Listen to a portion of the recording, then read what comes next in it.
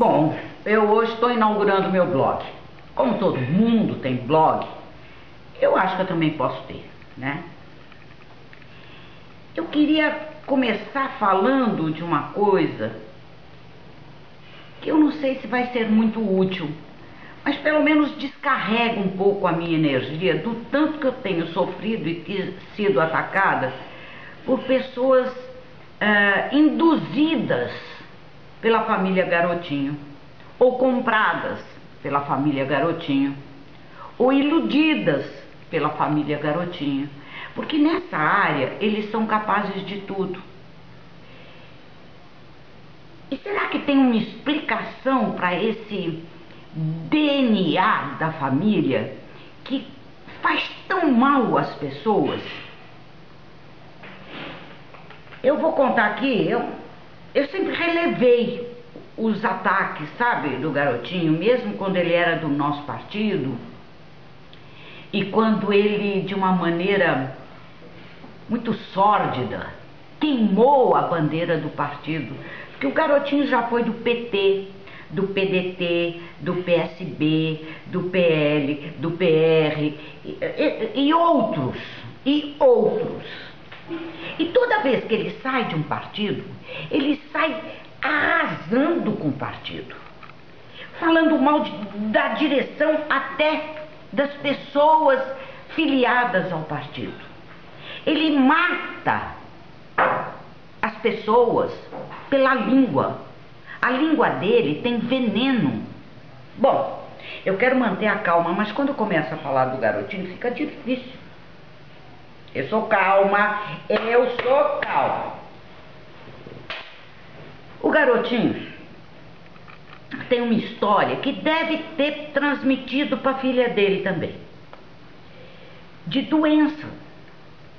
Eu não estou falando de uma maneira retórica, ele é doente, porque tudo que não concorda com a gente diz é doente. Não, ele é doente mesmo, Garotinho. Ele deveria ter sido tratado quando era pequeno, mas ninguém cuidou disso e ele foi piorando. Quando ele era pequenininho ainda, ele foi criado pelos avós e, aliás, com muito carinho. Mas ele tinha ataques, ele desmaiava, enfim, ele tinha problemas sérios. E os avós protegendo, cuidando, dando carinho, e ele foi criado, é isso que restou, ele ficou um menino mimado, que se sente um Napoleão. A verdade é que o Garotinho é um Napoleão na cabeça dele.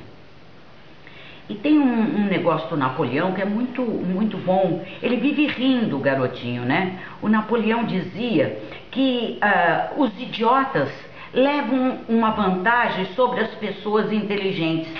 Eles riem porque estão sempre satisfeitos consigo próprio. Esse é o Garotinho. Então ele foi criado pelos avós.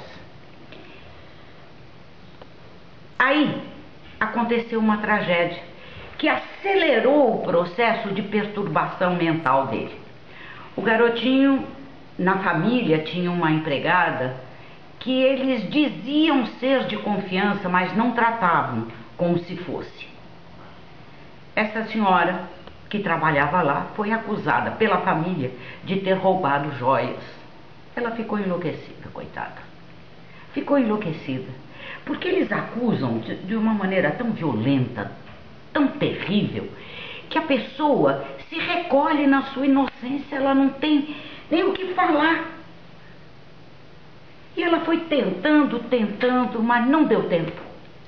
Quando eles descobriram que ela era inocente, ela tinha se matado, tomando veneno de rato, ao lado de quem? Do Garotinho. Ele não esqueceu mais disso. Ou agora vai dizer que isso nunca aconteceu.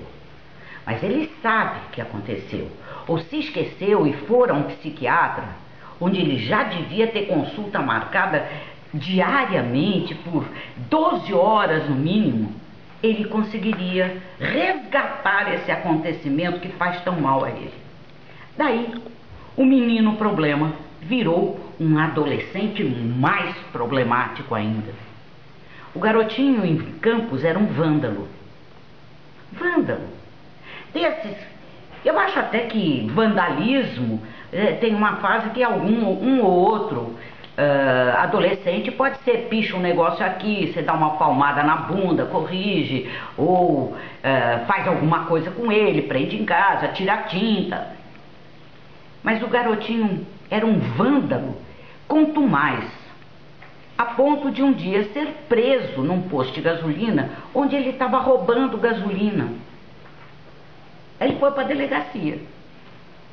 E a família, naquela época ninguém tinha poder, era todo mundo do jeito... Porque hoje nas delegacias chamava o Álvaro Lins, né?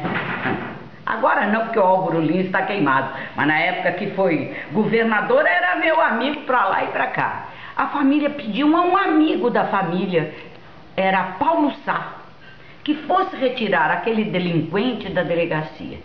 E o Paulo Sá foi. E conversou com o delegado, que ele era de menor e que relevasse. E o Paulo Sá tinha prestígio na cidade. O delegado tirou.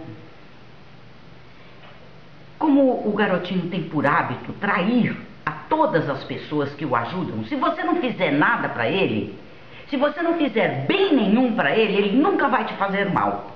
O problema do garotinho é que ele odeia quem lhe faz bem. Ele ficou com ódio do Paulo Sá. Hoje é inimigo dele, nem sei se o Paulo Sá está vivo, mas se tornou inimigo dele. E é assim que ele convive. O Brizola o elegeu. Ele foi eleito pelo PDT no governo Leonel Brizola. Sabe como eu comecei a desconfiar que o garotinho não valia nada? Foi na campanha dele para governador. O Brizola era candidato à presidência da República e era o PDT que financiava a campanha. E ele candidato a governador. Um dia nós estamos na 1º de março e um caminhãozinho que eu estava fazendo campanha para o Brizola, lá, Brizola, me esgoelando em cima do caminhão, passa o caminhão do garotinho. E ele grita, ele pessoalmente, para o motorista do nosso caminhão, o seguinte: tira essa merda dessa música. O Brizola não vai ser eleito, quem vai ser eleito sou eu. Traindo a pessoa que por fim o elegeu. A partir daí, morreu para mim. Valdomiro Diniz foi o cara flagrado pedindo propina pro Cachoeira. O Cachoeira, já lá atrás na história, o Valdomiro Diniz foi gravado pedindo 500 mil reais pra Rosinha e o Cachoeira dizendo: não, 500 não vai dar, fechamos em 150. Garotinho não tem um amigo, ele tem cúmplices. Garotinho é o maior mentiroso que eu já vi em toda a minha vida. Ele mente o dia inteiro e às vezes vai dormir mais tarde, que é para ter mais tempo para mentir. Pois bem, essa semana, ou a semana passada, sei lá, ele diz que eu aumentei meu patrimônio como política. Meu patrimônio não cresceu, decresceu como política. Eu perdi sendo política. Você pode não acreditar, porque é muito difícil acreditar num político, né? Mas eu posso provar isso. Tudo que eu tenho de patrimônio eu comprei antes de ser deputada. Antes. Depois de ser deputada, eu quero que alguém prove que eu comprei alguma coisa. Eu troquei.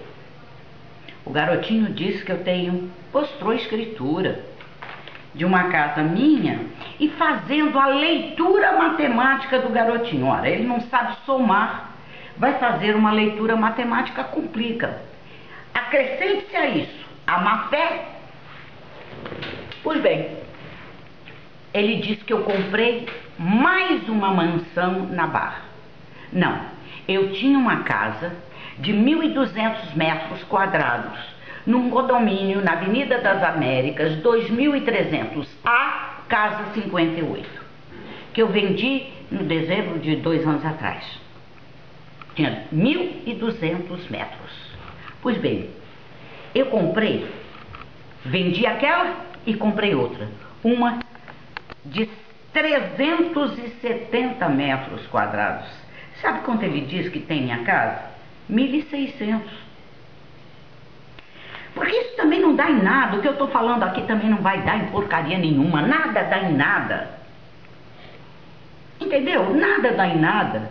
Mas se você pegar no blog dele, você vai ver que ele mostra a minha rua, a rua minha, ele dá o endereço. Eu vou dar, não tem problema. Rua Jorge Dustworth Martins, 807, casa 1. Pode ver. Você entra aqui e vai ver quanto tem minha casa. Pois bem. Tá aqui, ó. Ele diz que... Ele vai no blog. Ele diz que tem 1.600 metros quadrados. A minha casa tá aqui, ó. Constituído pela casa 1, situada na rua Jorge Dustworth Martins, 807, e correspondente à fração de metade, meio, tá aqui, 1/2 do respectivo terreno. Se somar a minha casa e o do meu vizinho aqui, 370 tem a minha, o meu terreno dele deve ter 350, ainda assim dá metade do que ele disse. Gladson, mostra aí pra mim. Mostra o terreno, o que corresponde ao terreno que ele disse e o terreno da minha casa, por favor.